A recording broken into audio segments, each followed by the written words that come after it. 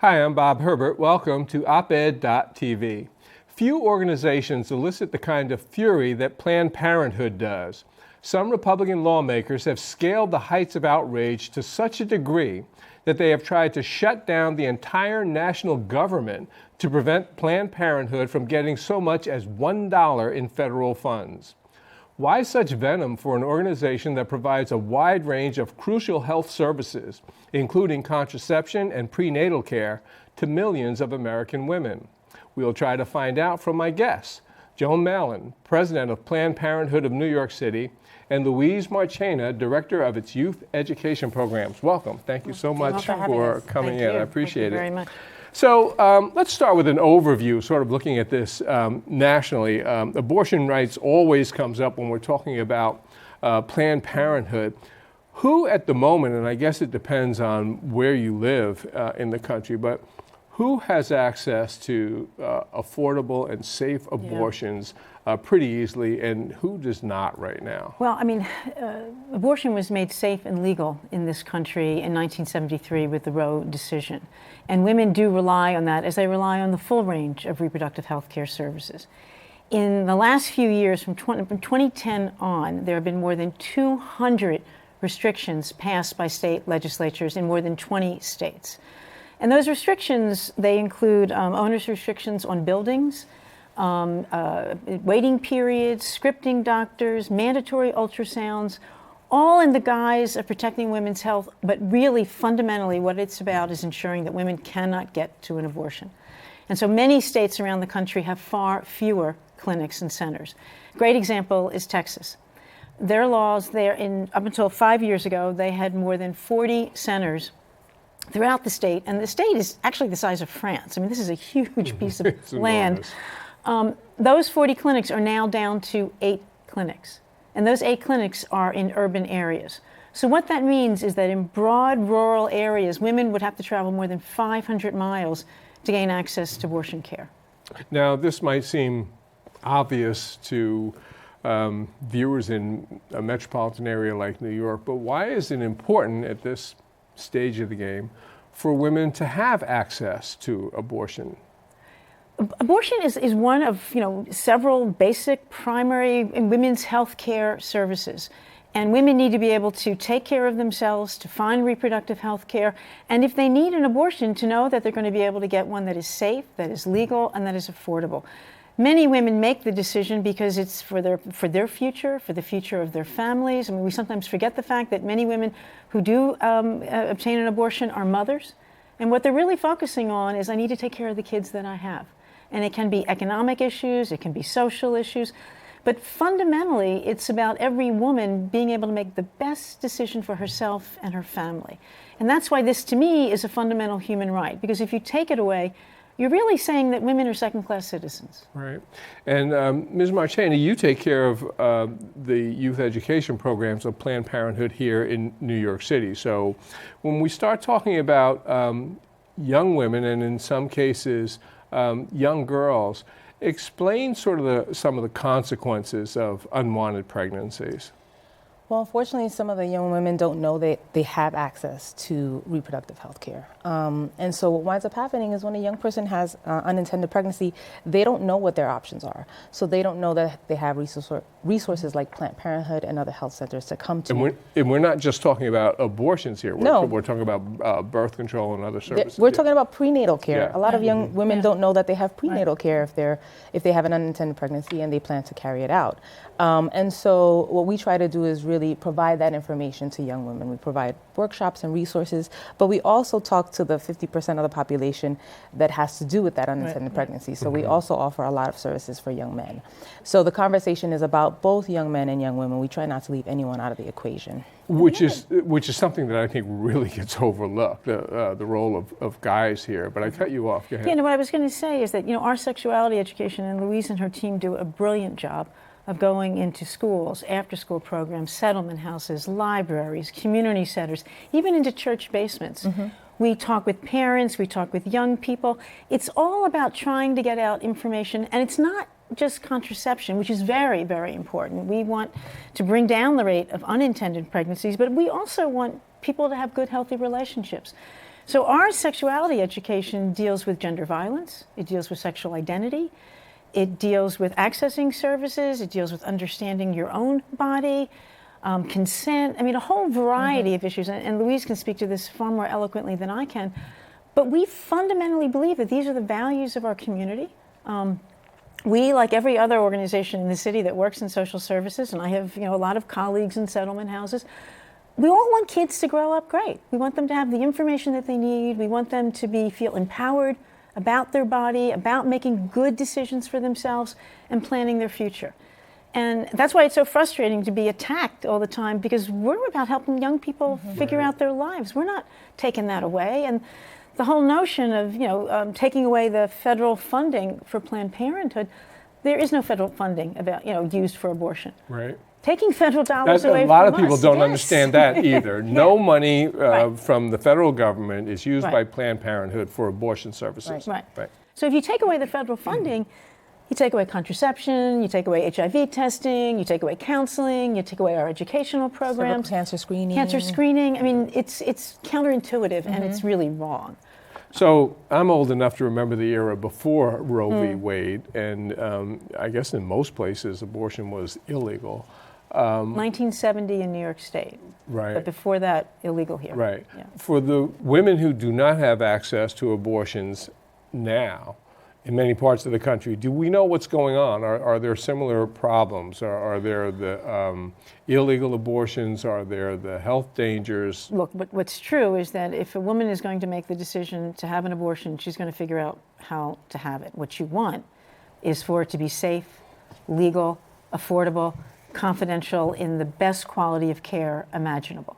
And that's what we fight for, and that's what we think makes such a big difference. And I worry that women will not know that those services are available. I mean, even here in New York, there's many new communities, immigrant communities, they may not know about Planned Parenthood. They may come from countries where it's been illegal and not know that they can come in for good quality services. Now, we'll talk more about what's going on here in New York City, but there's another national issue that I want to address, at least briefly, and that is this whole controversy that Planned Parenthood is somehow involved in the illegal sale of fetal tissue.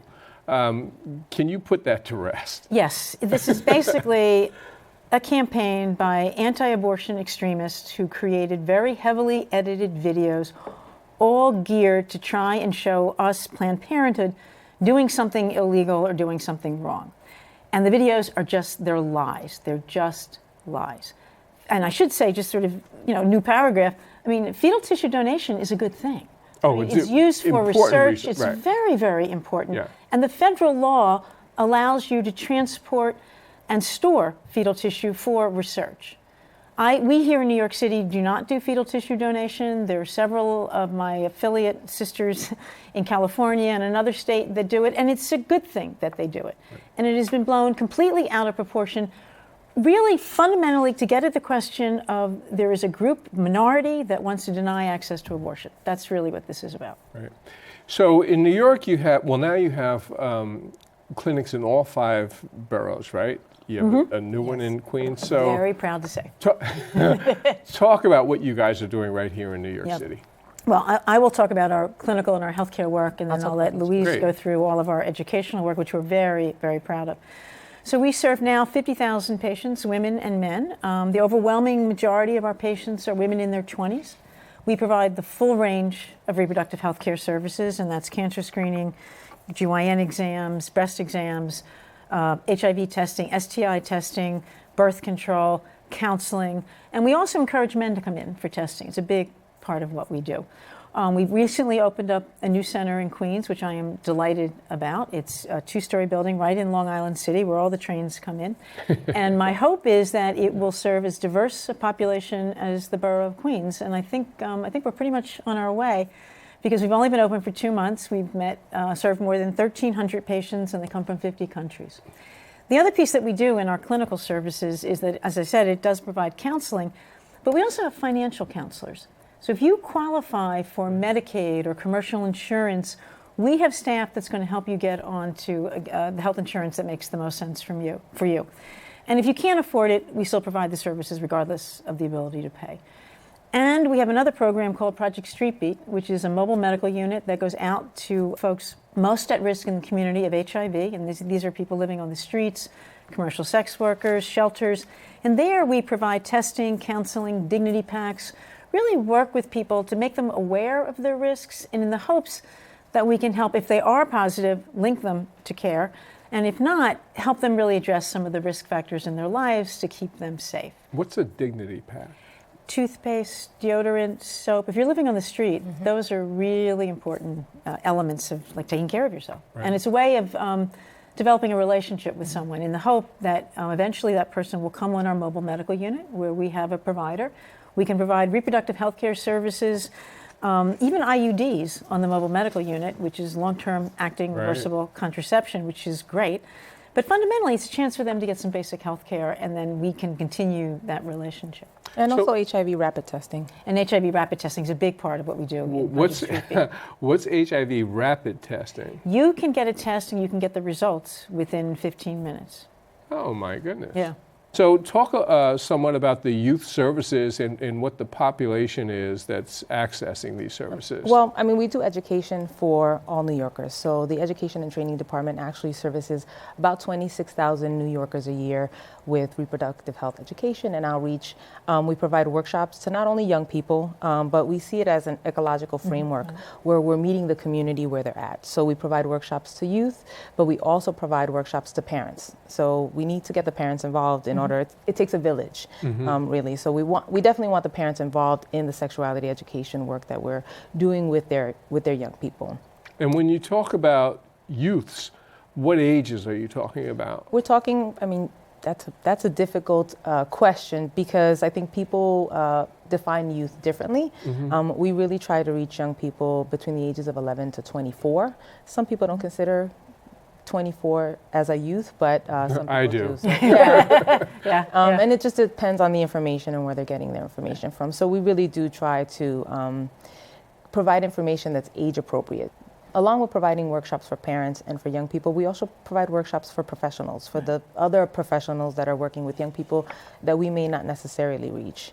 So that we're covering all the bases in the communities, and we're creating a community of askable adults.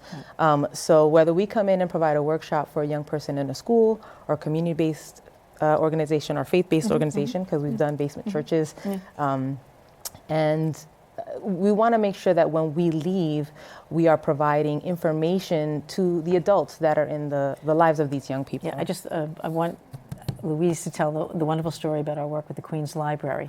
Because people, I don't think, fully appreciate what libraries are like, but more importantly, the importance of integrating sexual education and health into that work. So, well, a few years ago, some of the librarians from the Queen Public Library actually approached us and said that they were getting multiple questions from young people about reproductive health. So either they were pregnant and they needed services, but the librarians didn't feel equipped to provide them with the right information. We have the internet, it's an age of information, but not everything on the internet is accurate. So they actually reached out to us. And so from that endeavor, we created what's called a capacity building program. And we were able to go into the Queen's Public Library and train over 100 librarians as askable adults. And so now they can actually talk to young people that come into the library and provide information. And what capacity building does is that it offers three things. It offers an organization the ability to look at their values, and how reproductive health fits into those values and how they can talk about that without compromising the mission and values of their work. And then it trains the staff to do the work and also offers technical assistance moving forward. And we've had quite a few partnerships. We've worked with the Fresh Air Fund, and we work with a few of the settlement houses in Queens as well. So we hear about all the controversies nationally with regard to Planned Parenthood. But here in New York, do you guys run up against existence, especially when you're providing services for young people and that sort of thing? Or is it much easier sailing here? It's easier sailing, but it is, we have demonstrators. The number of demonstrations and demonstrators have really ratcheted up in the last couple of years. And that's pretty much at Margaret Sanger, but our other centers. I think among elected officials, there's a fair amount of support, but there are parts of New York State that can look a lot like the West. Trust me, Right, I know. yeah, right, exactly. And there's, a handful of state senators even here in New York City that are not supportive of our work. I mean, no organization has really said no to us, but it's not necessarily. I think the barriers are a little bit more subtle. So, for example, in New York State, there's a mandate to provide health education to middle school and high school students 1 semester, and part of that is to provide reproductive health. However, the schools aren't mandated to report back on whether that's actually happening. So the sex education that's part of that mandate for young people varies widely from student to student. And there was actually a study done where 1 in every 3 students said that they hadn't had reproductive health or sex ed in their classroom, and some also reported not knowing if they actually had it or not. So. And I think one of the things that's astonishing and people don't recognize is the level of ignorance about sex, sexuality, reproductive health, and that sort of thing. And I saw that when I was in the service. So here you have these fellows who are 19, 20, 22, 24 years old. And trust me, I mean, they there were things they just didn't understand, or they had these crazy misconceptions. So it seems to me that the education is so important, which brings me to the issue. You guys have mentioned it a couple of times about boys and men. What kind of services do you provide for them? We do provide clinical exams in our different centers. We also provide exams for the range of sexuality. So for the LGBT community, we want to be as inviting as possible. We integrate LGBTQ and transgender and male questions or issues into our sex education. We want to make it as inclusive as possible. We've had programs at times that have really focused on young men, mostly in our educational work. And there, it's really giving them a place to answer those questions where they can feel like it's confidential and they can safe, and then giving them the information that they need. And then we have teen center nights where the young men will come in and just demystify what is a healthcare center. They get a tour of the health center, so they have the opportunity to actually see what's behind those doors. What is it like when I come in and they ask me for my information? Right. What is it like to make an appointment? What is an appointment like? What are my rights as a young person in terms of reproductive health? What kind of questions should I be asking my provider? What kind of questions will my provider be asking me? So it really gives them the opportunity to demystify, like, oh, I'm coming in for an appointment. Should I be nervous? Which most of them are. And many young people are very crisis focused, so they only come in for an appointment when there's a crisis. Many old people too, for that That's matter. true. Exactly. But the Center Teen Night is really made to encourage them to do regular checkups and regular treatment. The teen advocates, because half of the teen advocates are men, right? So we have young men. They are teens. Actually, right now we have more young men in the program than young women. In the teen In our advocates program? So it's a peer education program where we recruit young people from the South Bronx, the Lower East Side of Manhattan, and parts of Brooklyn. And we provide them with 75 hours of reproductive and sexual health training over the summer. They have to take a final exam, which when I started, I couldn't pass the final exam. They have to pass it with an 85 or above. Really? Well, the expectation is that we're making young people go out and provide workshops for their peers. So we want to make sure that they're providing accurate information, that they themselves are askable peers and can actually go out, and if somebody asks them a question, feel confident that they know the information. So you have a new center in Queens. So the Diane L. Mack Center. What's it like there? What's a typical day like? What happens in the morning? Who walks in? What kind of services are they looking for? And what are you guys doing? Yeah, well, we have a call center that has about 16 staff. We field about 250,000 calls a year, including web requests for appointments. So people on our website are encouraged to call in and to make an appointment. We also, though, allow people to make an appointment for that day or next day. So again, we're trying to make our services as available as possible. So if you've made that call, you've talked to someone in the call center, they're going to ask you a fair amount of questions about what's going on, what kind of an appointment do you want, what do you need, do you have insurance, are you interested in finding out about insurance? And all of that is not to be intrusive. It's really to find out how do we make it the most efficient and effective appointment when you get there. So when you get there, you'll come in, you're at the front desk, you'll talk to someone. If your language is not English and you want to speak in another language, we have a language bank. We can offer over 130 languages. We have a significant number of staff who are bilingual and medical interpreter trained to be able to provide services in Spanish. And so we can offer that. And you will come in, go to the front desk. You probably will see a counselor who will ask questions about just making sure why you're here, what you need, what's going on. If you're a young person and you're under 15 and coming in for an abortion, you will see a social worker, because we want to make sure you are fully comfortable. Whatever anxieties you have, whatever concerns, if you want your parent there, we can bring a parent in. If you don't, that's fine too. But just really working with that young person. Under 15. Under 15. Yeah. And if you come in... And if you're 15, do you need any parental consent at all? You do not need parental consent for contraception or any reproductive health care services. If someone comes in and presents, though, with other concerns, or there's other issues around intimate partner violence or other questions, the social worker is there to see them as well and can counsel them.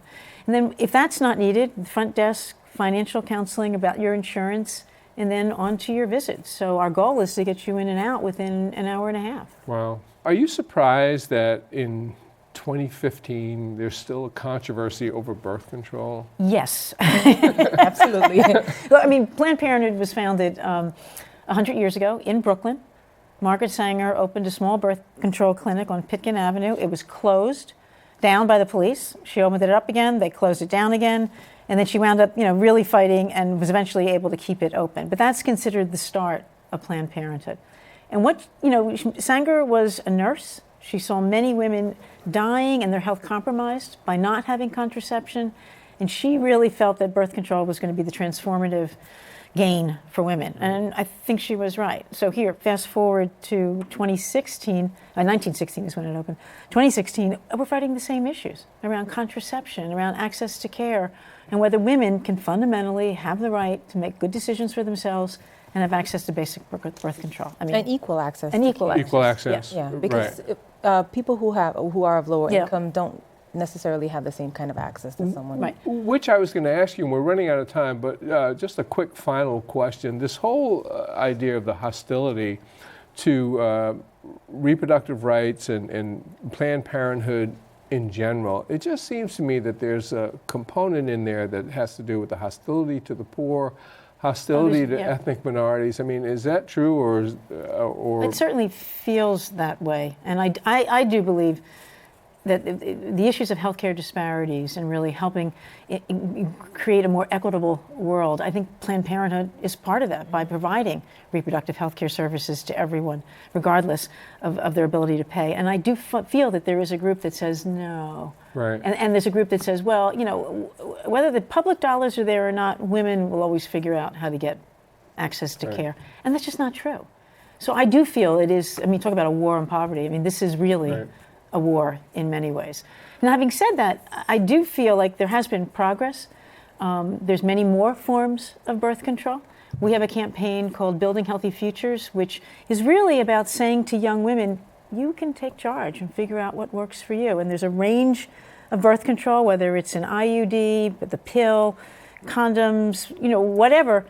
Talk to someone and find out what works for you. And that's different, and that's very important. So there is reason to be optimistic. Yeah, and the Affordable Care Act now says no copay, no deductible. Right. President Obama fought very hard for this, and there too, I think there's a step up for women. And now we're just suffering with this backlash, which will we're going to be successful. Too many women need these services, and too many people love Planned Parenthood. So we will succeed. Well, thank you. No, I got to cut you off. I'm okay, really no sorry. Thank you so much for coming in. Joan Malin, Louise Marchena, I really appreciate it. Yeah. Thank you. We'll be back in a moment with a final word.